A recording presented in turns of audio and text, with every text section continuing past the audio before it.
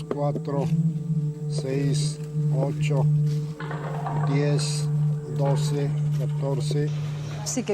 El comercio justo es algo relativamente nuevo. Hay muchos productos nuevos que están funcionando muy bien. Hay mucha humanidad en todo esto. Tenemos que acelerar el desarrollo. Hay que ir más deprisa. 14, 16, 18, 20. El comercio justo supone dar un enfoque más social a la gran distribución. 20, 22, 24,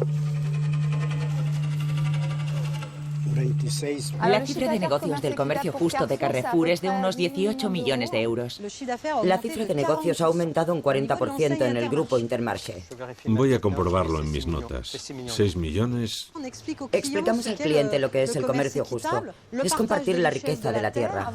Tener productos que dan sentido a su consumo.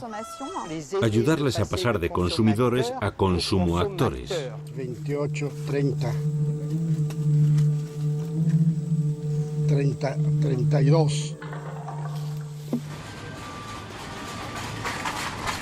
Consumidores. Consumo actores. En nuestra época triunfan los juegos de palabras y los trabalenguas. Nos encanta jugar con las palabras. ¿Pero solo se trata de una cuestión de gusto? Veamos. Acerquémonos para verlo mejor.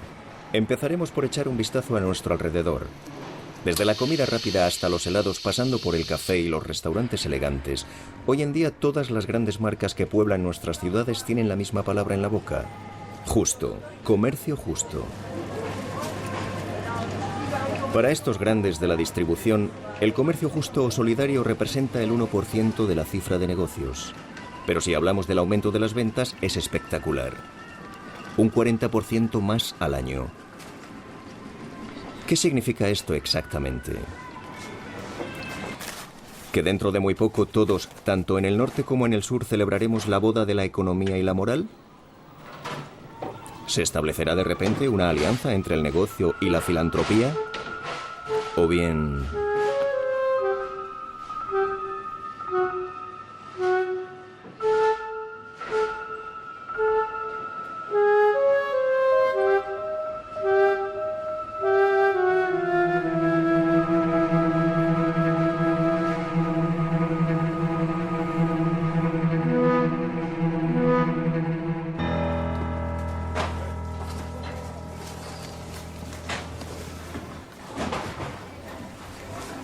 Un poco de historia.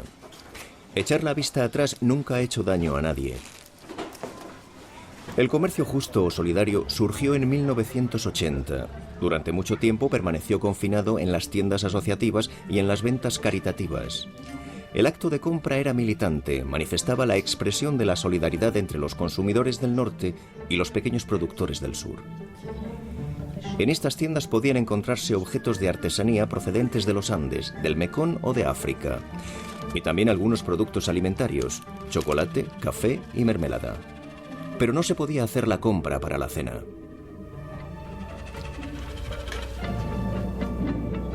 En 1998, algunas asociaciones del movimiento antiglobalización lanzaron una campaña. Mandaron miles de tarjetas postales a los dueños de la gran distribución. La idea era forzar las puertas de los templos del consumo moderno. Argumentaban que las grandes superficies eran las más interesadas en vender productos justos. Enseguida, las marcas pioneras empezaron a salir de su gueto. Empecé con Alter Eco abriendo una tienda que no funcionó. Abrí otra tienda en el centro que tampoco funcionó. Creé una página web y tampoco tuvo éxito. Así que probé en la gran distribución, el único sitio donde el comercio justo puede triunfar en términos de volumen para los productores. Cuando digo que no funcionaron las tiendas, me refiero a que las repercusiones para el grupo de productores con el que trabajaba eran prácticamente nulas. Así que decidí vender los productos a la gran distribución. Y hoy lo reivindico, porque hemos alcanzado un volumen muy significativo, hemos mejorado nuestro funcionamiento y pagamos más a los productores. Monoprix y Auchan fueron los primeros que respondieron favorablemente y los primeros en tener los productos. Le siguieron otros grupos como Leclerc, Carrefour e Intermarché. Los productos justos se fueron instalando en los pasillos de las grandes superficies y ahora no solo los vemos en algún estante. sino que hay secciones enteras dedicadas a ellos. Al sello bio que certifica la calidad del producto se une el sello FLO de Comercio Justo, que garantiza la calidad del comercio. ¿Consumidor? ¿Consumo actor? En unos y otros productos las etiquetas se suceden. Mientras tanto, los productos se diversifican y la estrategia de marketing se afina. Se trata de un comercio que evoluciona bien y prueba de ello es el surtido, el número de referencias. En 2006 teníamos cerca de 100, unas 104 o 106 referencias en nuestro surtido. Y en 2007 llegamos a 144, así que hubo una fuerte evolución. Si nos fijamos en determinadas familias de productos, la banana solidaria, por ejemplo, progresó un 40% ese mismo año. Es decir, entre 2006 y 2007, cuando el sector estaba en unas cifras inferiores a 10. Así que puede decirse que se trata de productos que evolucionan muy bien.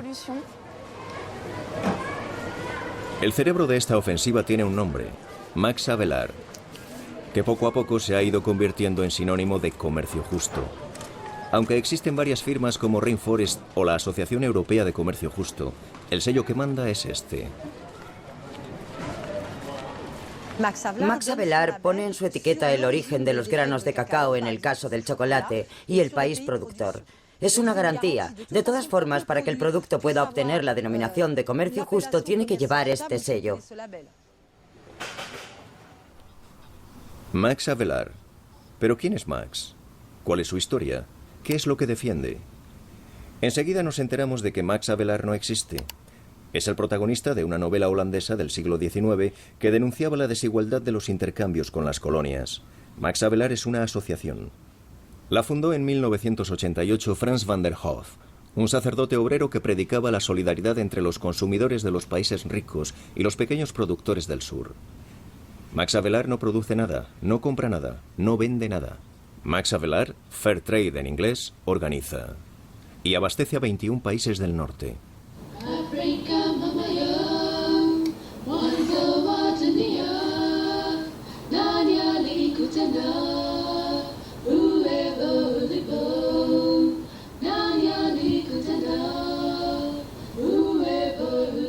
A través de su filial Flosert, Max Havelaar certifica a más de 600 cooperativas, es decir, 1,5 millones de pequeños productores de 60 países. Las reglas son muy sencillas. Los pequeños productores se reagrupan en cooperativas y se benefician de una tarifa mínima garantizada independientemente de las fluctuaciones del mercado. El comprador tiene que prefinanciar sus compras y abonar una prima de desarrollo en función de los volúmenes comprados. La asociación está reconocida a nivel mundial como símbolo del comercio justo y hoy parece sumarse a la ola neoliberal. Max Havelaar ha llegado a las grandes superficies.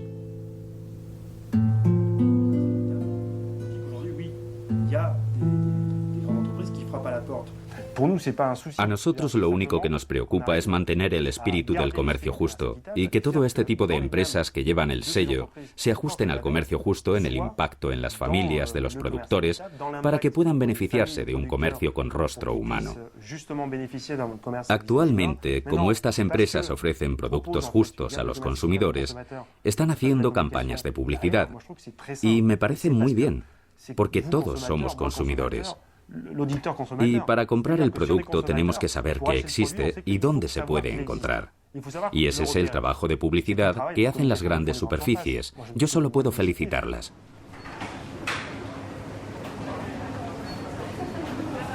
El lobbying ha pagado, si podemos decirlo así. Todas las grandes firmas se han puesto manos a la obra. Y lo han hecho con orgullo y con mucho entusiasmo comunicativo porque los consumidores han respondido. Es muy sencillo.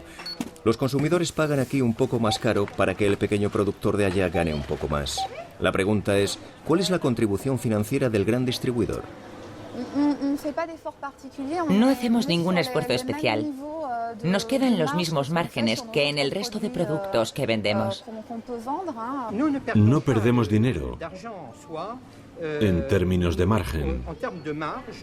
Mantenemos el margen. ¿Al final pierden dinero o no? No, al final no perdemos dinero. Voy a ponerle un ejemplo.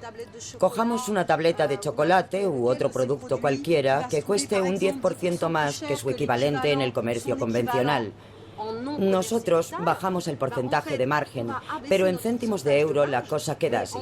Si tengo 20 céntimos en este producto, tengo también 20 céntimos en otro producto equivalente que no provenga del comercio justo. Un poco complicado, ¿no? Bastante. Bien, veamos.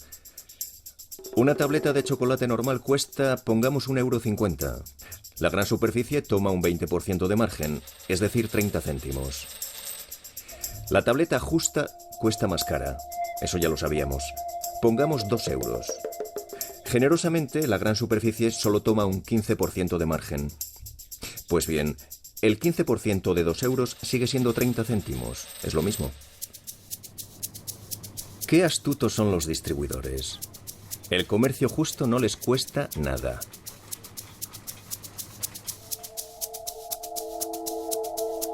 Veamos lo que nos dicen las etiquetas.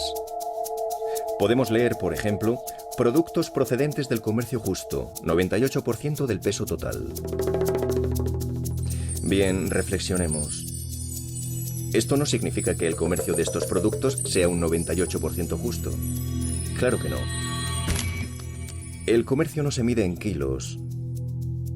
Es más, ¿cómo medir lo justo?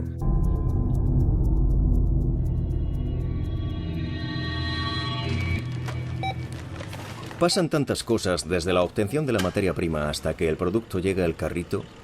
Toda una cadena industrial y comercial. Pero en muchos casos es la mismísima cadena la que recurre al comercio justo. Bien, volvamos a nuestra famosa tableta de chocolate. Sigamos la cadena. Aquí la tenemos en las estanterías de la gran distribución, en Auchan, Carrefour o Leclerc. Si lo he entendido bien, la firma, a través de su central de compras, ha hecho el pedido a un proveedor.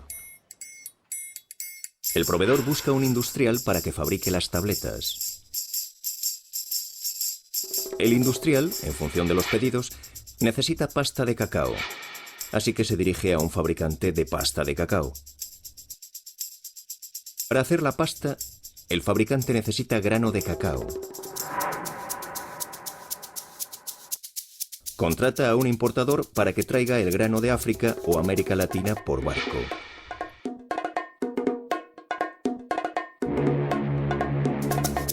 El importador se lo compra a otro proveedor con base en el país de origen. Y este último lo compra en el mercado local, más o menos directamente, a los productores locales de grano de cacao. Ya tenemos la cadena. Un 98% de materia prima solidaria, sí, aquí. Pagada a un precio justo, así es. ¿Y luego? ¿Pasa lo mismo que en el comercio ordinario? ¿Como en cualquier otro producto?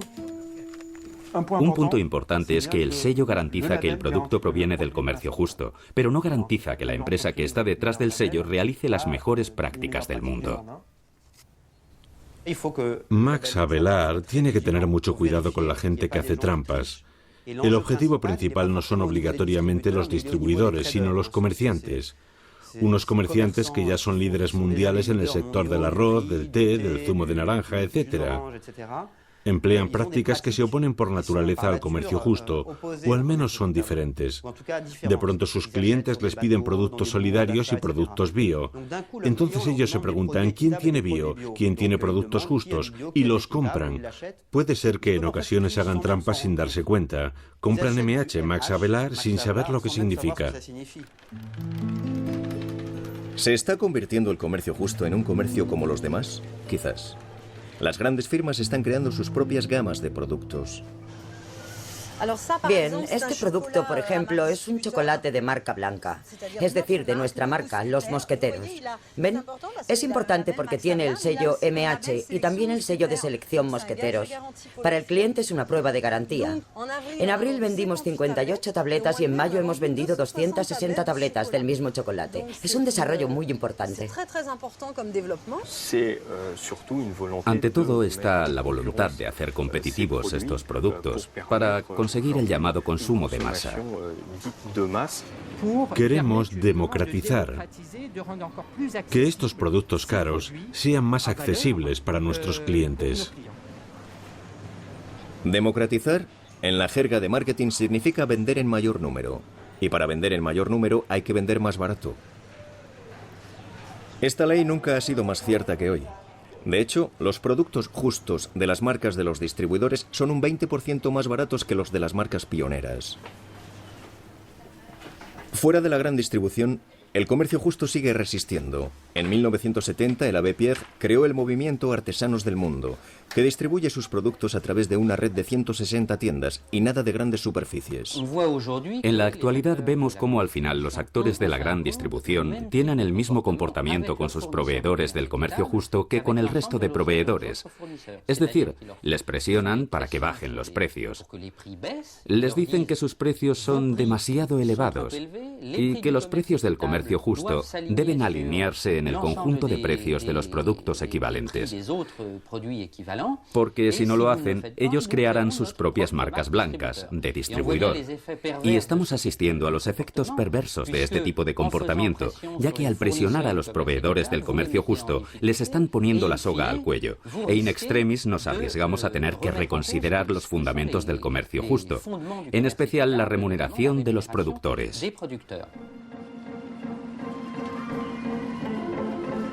Voy a contarles una historia de chocolate. En un estante de una gran superficie hay dos tabletas. Una lleva la marca de un gran distribuidor, 74% Ecuador, el sello Massa Belag. Precio, €1,45.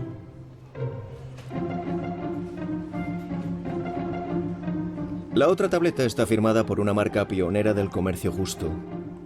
Las mismas características que la primera tableta, el mismo chocolate, el mismo sello, pero su precio difiere. €1,85, un 20% más.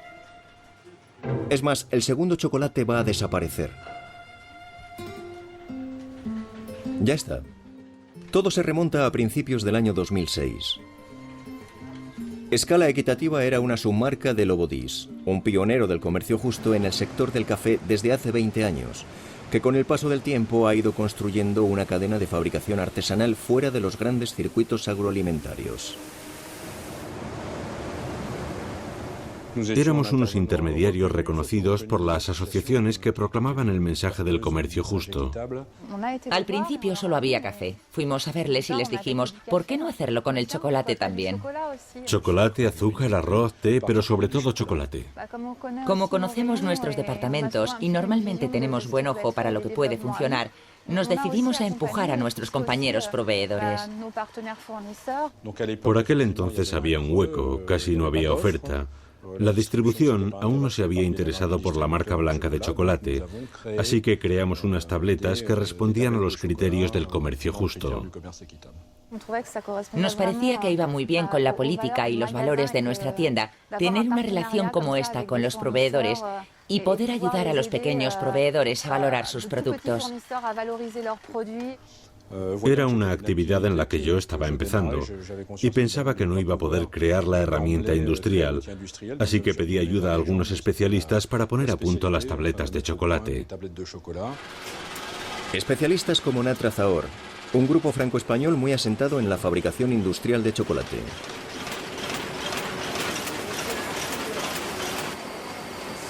Bien, veamos cómo sucedió todo.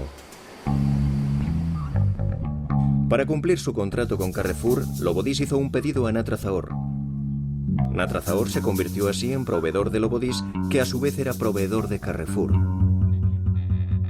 Entre cada actor comercial se fijaron por contrato los precios, los volúmenes y los plazos de entrega. Todo estaba pactado. Lo que no podíamos prever era que la gran distribución se incorporaría rápidamente al consumo justo con sus marcas blancas. Pues sí.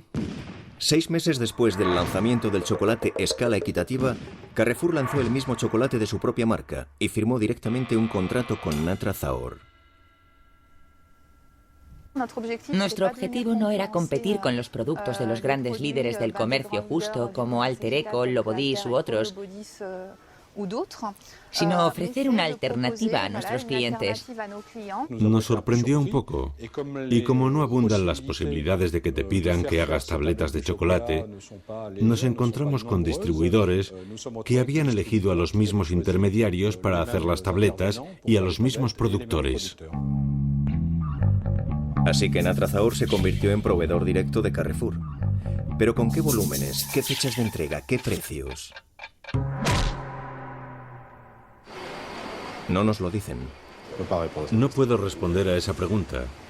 No es que no quiera responder, es que no conozco la respuesta. Es decir, nosotros no intervenimos para nada en la forma en la que nuestros clientes gestionan nuestros productos. En las marcas del distribuidor, las marcas blancas, tenemos volúmenes importantes y esto nos permite tener unos precios mucho más atractivos. Presionar a los proveedores, solidarios o no, es la regla de la gran distribución. Es un buen ejemplo de margen hacia atrás.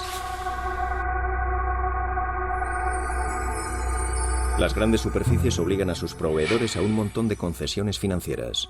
Partidas gratuitas, distribución en las estanterías gratuita, recuperación de los excedentes gratuita, etc.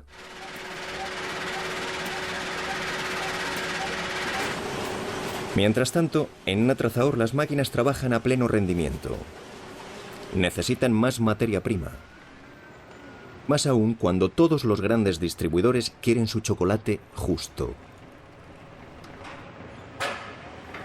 A finales de 2006 y a principios de 2007 tuvimos que enfrentarnos a dos problemas. Por un lado, el fuerte aumento de la demanda en Europa, y no solo en Europa, también en Norteamérica. Y por otro, la no adaptación de la oferta de productos justos. Y de pronto, Escala Equitativa y Lobodis tenían problemas de abastecimiento con este proveedor.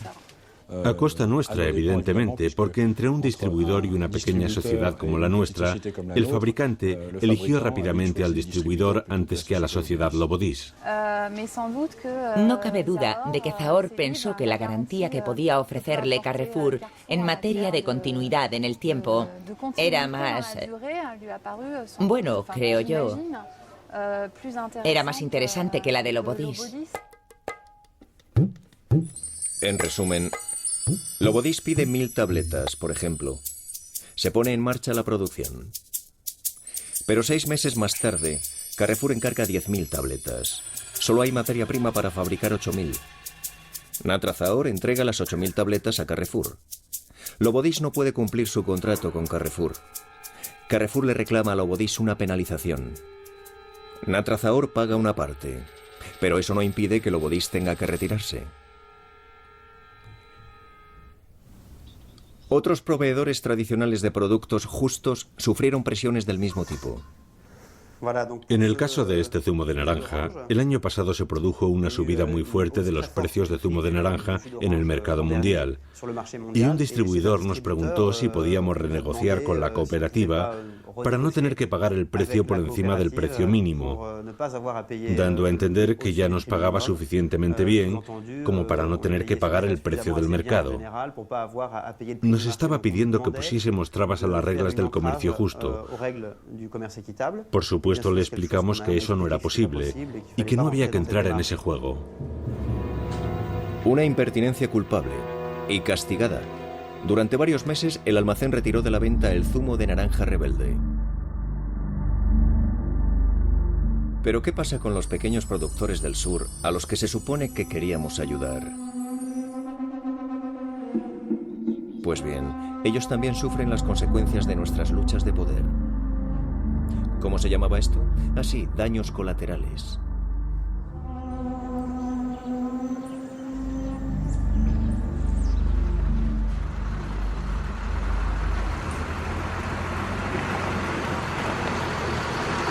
Volvamos a nuestros dos chocolates ecuatorianos. La cooperativa Fedecade reúne a 6 asociaciones de pequeños productores de cacao biológico. Y es la primera cooperativa de cacao ecuatoriana que consiguió la denominación Flocert Max Avelar. Lo consiguió en 2005, Precisamente en el mismo momento en el que en Francia, hagamos un poco de memoria, Lobodis, a petición de Carrefour, lanzaba su tableta 74% Ecuador.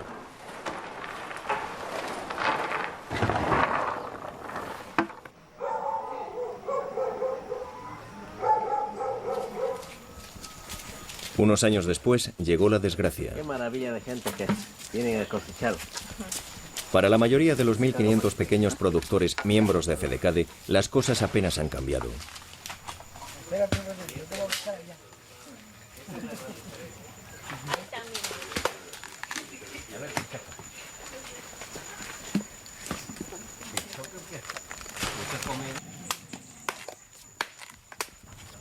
¿Sabes lo que es el comercio justo? Bueno, realmente no tengo yo mucho conocimiento en esto, ¿no? Pero aquí don Pepe sí le puede dar. El comercio justo. Oiga, creo que el comercio justo, no sé, si no entiendo o estoy equivocado, pero aquí se vende el intermediario y de ahí se derrama todo. Y entonces para nosotros lo que nos queda es la migaja, para los pobres que trabajamos. Y ahora nomás que estamos aquí, queriendo ver si cogemos algún poquito, porque está bien en la cosecha. Está bien fregado por el motivo que el cacao se ha atrasado, porque no hay nada.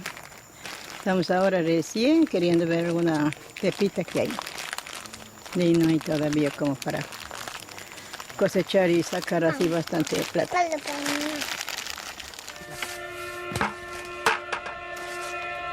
Las sucesivas cosechas se resienten de las condiciones climatológicas desfavorables.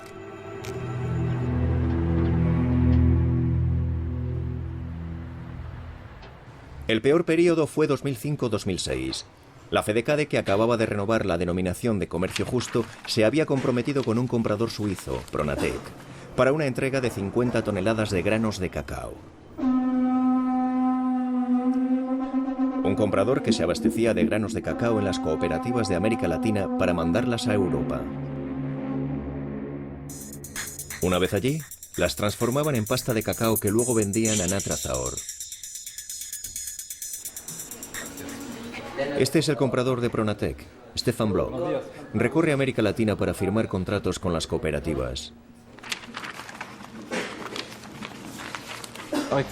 Trabajando con FEDECADE, hubo un problema con la entrega. Teníamos un contrato para conseguir cacao comercio justo y no recibimos una entrega. Cuando yo firmé el contrato de compra con FEDECADE, vendí ese cacao a un cliente. Y para mí, como sociedad de importadores, la máxima prioridad es respetar los contratos con mis clientes. Mientras que en Ecuador, FEDECADE se retrasaba en las entregas, en Saint-Étienne la maquinaria de Natrazaor trabajaba a pleno rendimiento. A finales de 2006, recordemos, Carrefour lanzaba su chocolate. El resultado fue la escasez de granos de cacao. Lobodis no fue el único perjudicado. En Ecuador, la cooperativa FEDECADE también sufrió un gran revés. Veamos la otra cara de la historia, versión sur.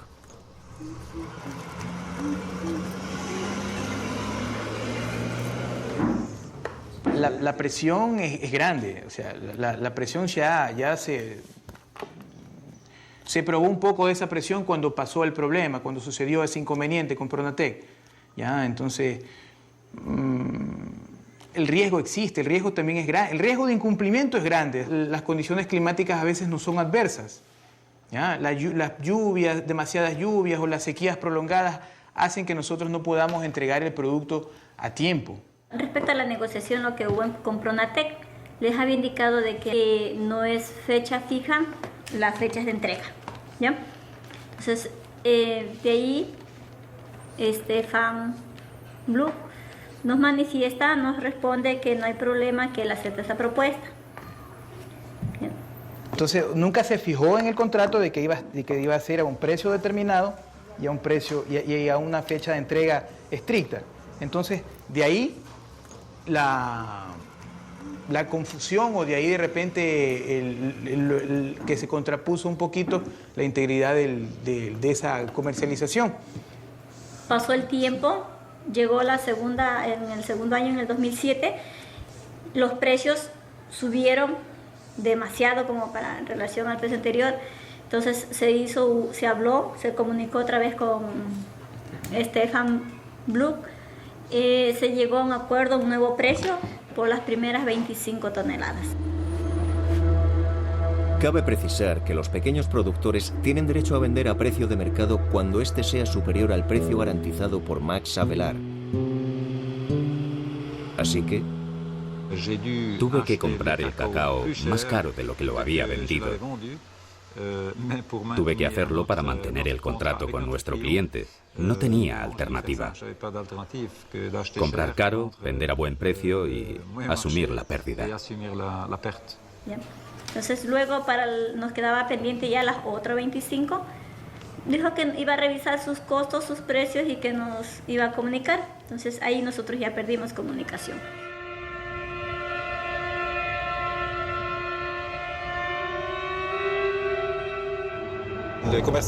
Para mí el comercio justo no significa que tengamos que regalarnos las cosas unos a otros. Nuestra sociedad tiene que ganar dinero. Tenemos sueldos que pagar, tenemos obligaciones. Queremos hacer negocios que nos beneficien a todos, a nosotros y a los productores. Con la condición de que los productores estén a la altura. Stefan Bloch ya no trabaja con FEDECADE.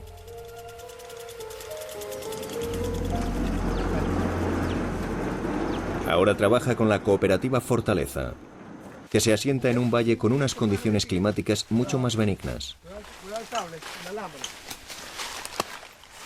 Este es el cacao que es. Al fin y al cabo, hay que asumir riesgos, pero hasta ciertos límites, y Pronatec necesita proveedores que sepan adaptarse a la demanda. Más aún cuando la cooperativa Fortaleza acaba de conseguir la denominación Max Havelaar, después de pagar a Flosser 3.500 euros, que es el coste anual de la denominación. De este modo, la cooperativa puede beneficiarse de la prima de 235 euros por tonelada de grano de cacao vendida, que le permite modernizar la explotación y pensar en proyectos sociales. Cada productor tiene 2 consultas en el año hacia un médico que ya está contratado. Y el 20% de los medicamentos tienen descuento también.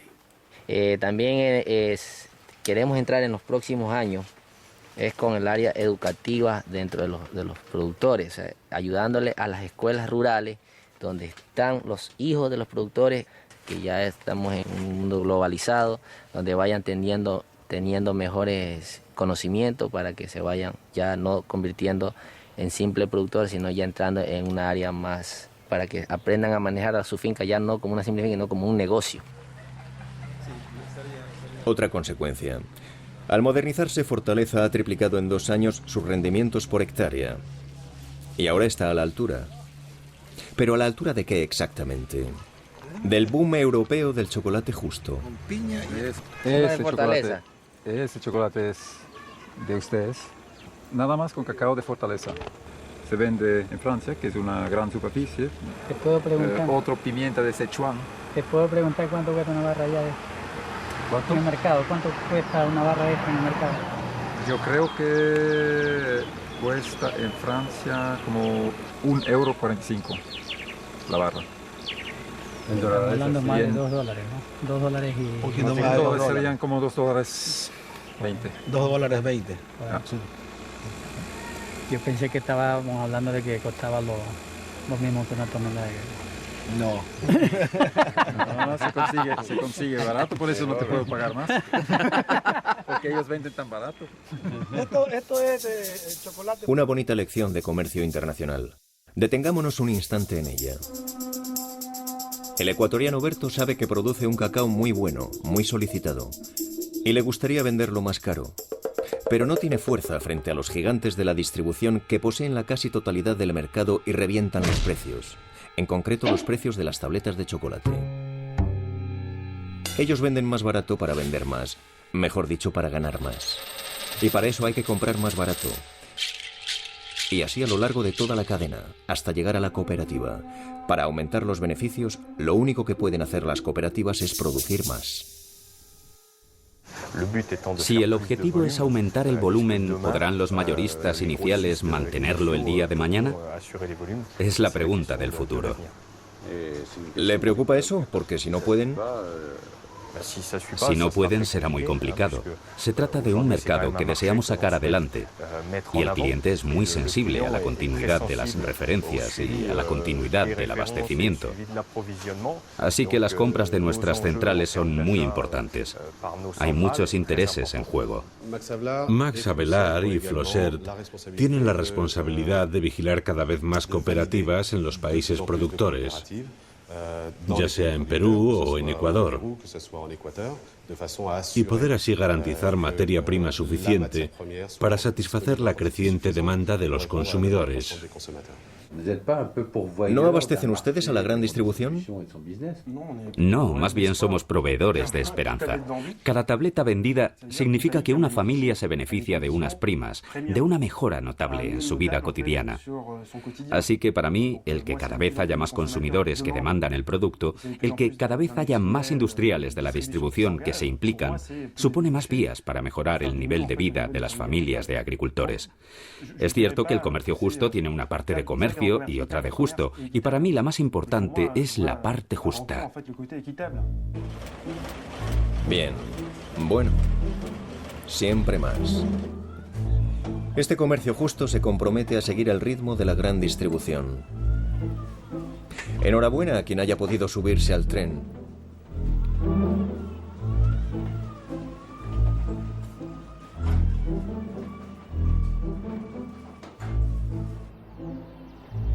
¿Y en Ecuador? ¿Qué aporta el comercio justo? ¿Realmente participa en el desarrollo nacional?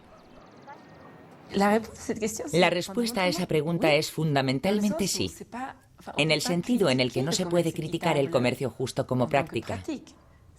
Es una práctica muy buena, pero no es suficiente y esa es la cuestión. No es suficiente porque si el consumidor se limita a ir a comprar un producto procedente del comercio justo, probablemente ayude a una pequeña comunidad de campesinos de los Andes o de la costa. Pero hay que entender que eso es una parte muy pequeña de la economía de los países del sur y que estas buenas acciones tienen un impacto positivo sobre un grupo pequeño de la población. Pero las malas acciones que la política exterior de la Unión Europea realiza sobre los países del sur acaban con todas las buenas intenciones en el otro sentido.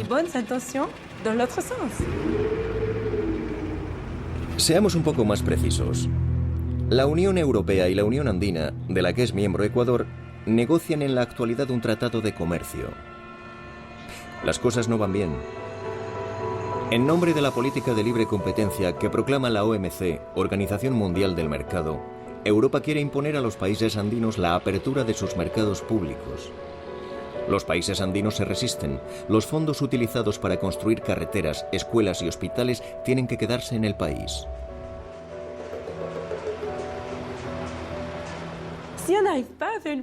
Si no conseguimos hacer una política interna de compra pública que soporte la proliferación y el refuerzo de las iniciativas de economía solidaria, porque existe un tratado con la Unión Europea que nos lo prohíbe, ¿cómo vamos a decir que Europa está promoviendo un desarrollo diferente, un desarrollo más justo? Apertura de los mercados. América Latina representa 500 millones de potenciales consumidores. Los gigantes de la gran distribución ya están en el paisaje. En Quito está la firma americana Walmart, pero en otros países está Carrefour. En la sección de cafés solo encontramos marcas extranjeras, aunque Ecuador sea uno de los primeros productores mundiales. Es obvio que aquí no hay comercio justo, sino comercio convencional.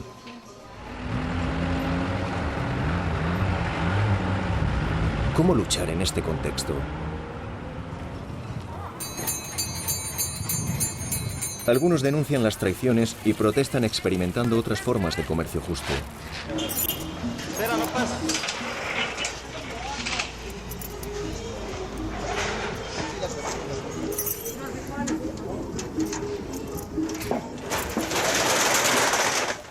Gonzalo Marchán exporta a Europa la producción de pequeñas cooperativas ecuatorianas. Hace algunos años rechazó una oferta de colaboración comercial con Carrefour.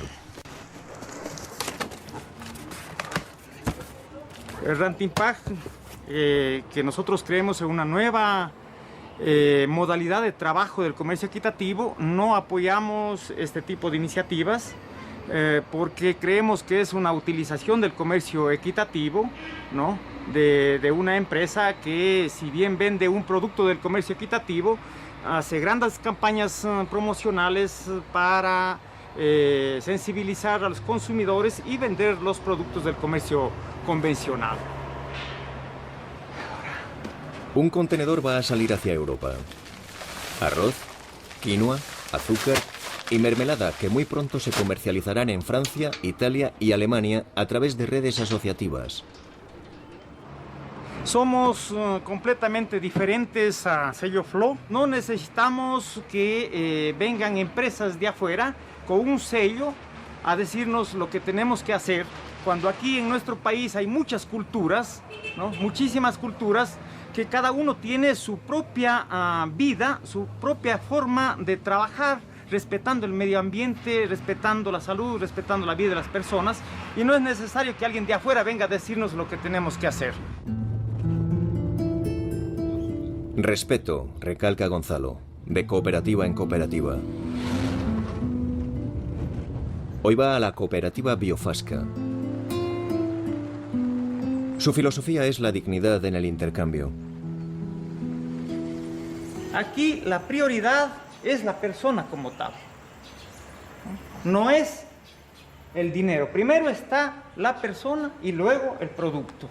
No queremos que ni solo los productores, ni solo los exportadores o los importadores sean los beneficiarios, sino todos. Entonces, de esta manera, ¿qué es lo que estamos haciendo? Es apoyándonos de manera equitativa, solidaria, entre toda la cadena productiva, donde no competimos, sino colaboramos. Y, desde luego, lo que hacemos es buscar que cada uno de nosotros, en cada uno de nuestros países, seamos los principales beneficiarios de esta actividad de producción y comercialización. Hay que transformar la materia prima in situ lo máximo posible. En Biofasca fabrican la pasta de cacao. Es un beneficio neto para la cooperativa. De hecho, en la exportación el kilo de pasta de cacao se vende un 35% más caro que el kilo de grano.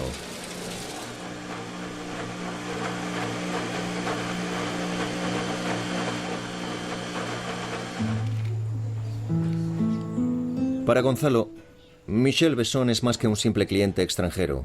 Es un compañero, un amigo. Michel Besson dirige Andine, una cooperativa francesa de productos justos. Michel Besson compra la pasta de cacao para que la transformen en Francia en una fábrica artesanal. Nada que ver con la gran distribución. Y el precio tampoco. La tableta de chocolate es un 40% más cara. Intentamos hacer cosas diferentes para distribuir nuestros productos, es decir, con las colectividades territoriales, los sindicatos, los comités de empresa, directamente con los consumidores, los mercados, las ferias, etc. Y lo conseguimos.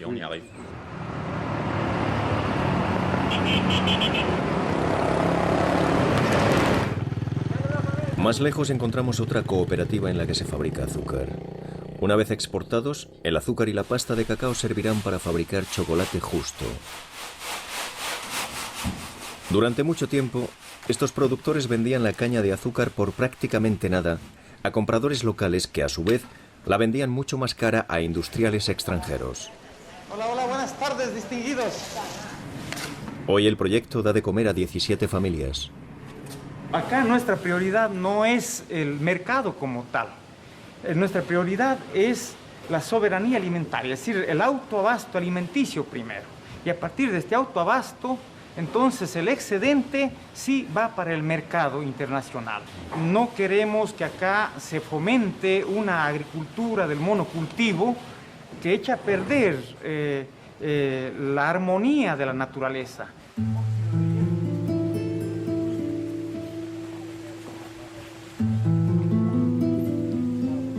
Hay que conseguir dar la vuelta al razonamiento, no depender de los mercados exteriores y que la calidad de vida esté antes que el negocio.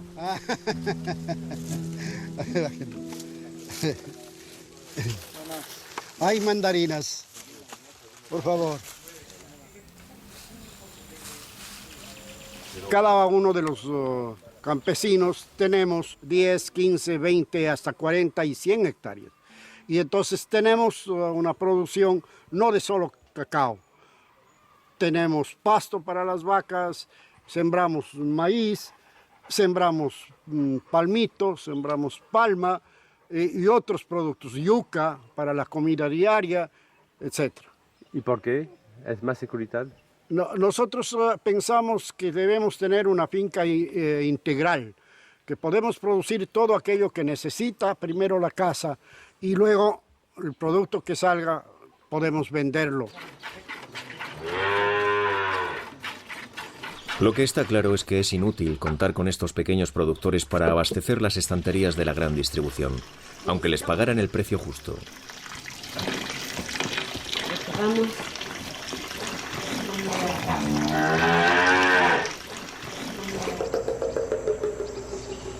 Unos valles más lejos está la región de Cayambe, otra dimensión del comercio justo. Es más que eso, aquí estamos perdidos entre tanta planta. Ecuador es el tercer productor mundial de flores y exporta millones de ellas. Colombia y Kenia también producen estas flores justas. Un mercado tan amplio no podía dejar indiferente a Max Avelar. Vale, las rosas. Aquí están las rosas de Kenia. Ah, sí, las rosas de Ecuador están ahí. ¿No es paradójico importar flores a un país en el que hay tantos productores de flores? La diferencia es que se trata de rosas procedentes del comercio justo. Nosotros apoyamos el comercio justo. Los pequeños productores reciben una prima que les permite desarrollarse, vivir decentemente y desarrollar una actividad en torno a su producción. Es el principio del comercio justo. Eso es lo que les hace diferentes de las otras rosas. Y si yo le digo, porque he estado allí, no en Kenia, sino en Ecuador, que en el caso de las flores no son pequeños productores? Son grandes productores. Es posible. ¿De verdad es algo para reír? Hoja Verde es un gran productor que está en el comercio justo desde 2002. El comercio justo representa el 25% de su producción, que exporta a Estados Unidos y a Europa, y llega hasta Rusia.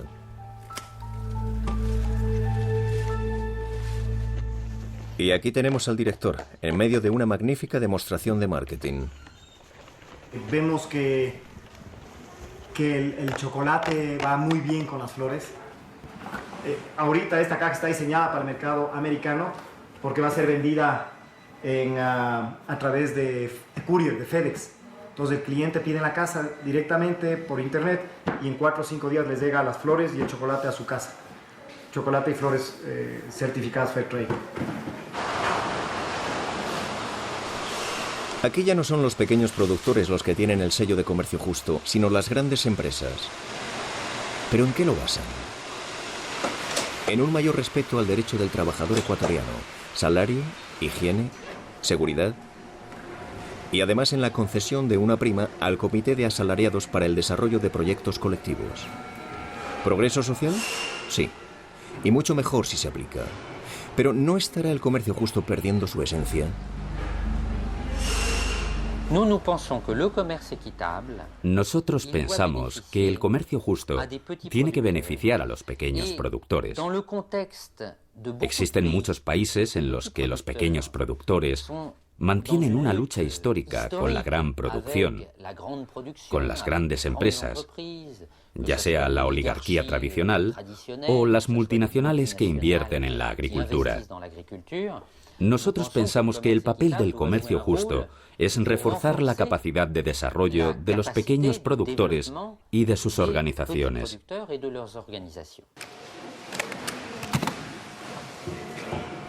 Por cierto, No solo hay pequeños productores en los países del sur, también los tenemos en casa, en el norte. La gran distribución está aplastando a muchos de ellos que además se ven excluidos del sistema Max Havelaar. En cuanto a la flor ecuatoriana, por la que pagamos 1 o 2 euros en nuestros supermercados, antes de su envío solo cuesta unos céntimos. De modo que lo que estamos pagando sobre todo es el transporte y el embalaje.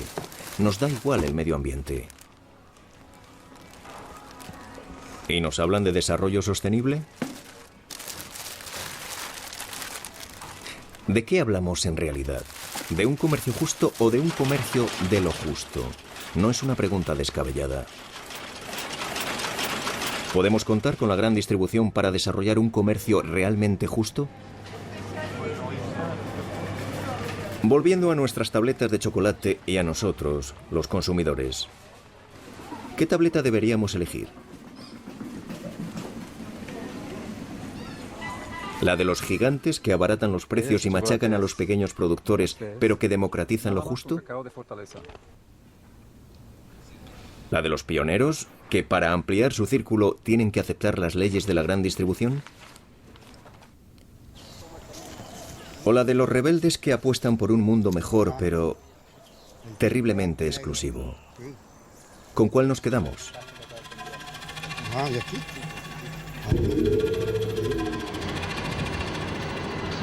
No tenemos la respuesta, pero sí la necesidad de recordarles que de los 3.000 millones de pequeños campesinos que hay en el mundo, 100.000 mueren de hambre cada día víctimas de los mecanismos actuales del comercio de productos alimentarios.